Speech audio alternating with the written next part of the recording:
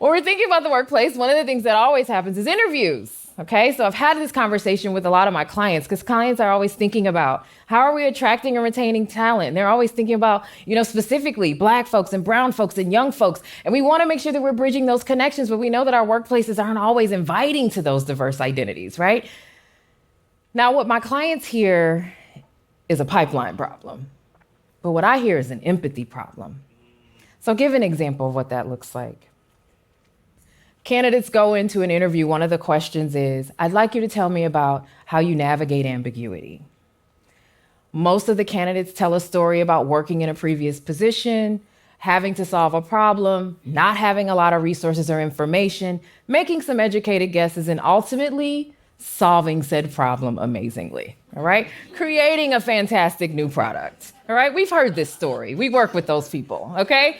Great. But there's one candidate, and when that question hits them, what they do is they tell a story about a 1989 Honda Accord.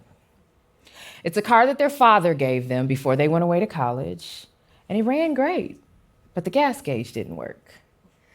So they talk about, feels real, right? Y'all know this person too. So the gas gauge didn't work.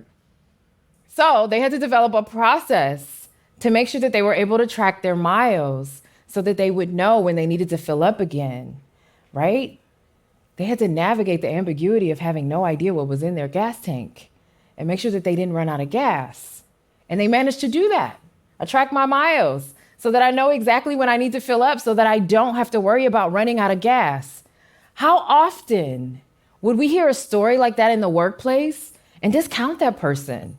How often would we dismiss or not even consider the candidate because they didn't give us a business example or we didn't hear it as a culture fit? When if we're really honest with ourselves, the candidate with the Honda Accord not only navigated the ambiguity of not having any gas in the car, they also did something in their day-to-day life. It wasn't just for work. This is one of the things I had to figure out how to do to survive. It's innate, it's in my body. Think about if we considered it that way.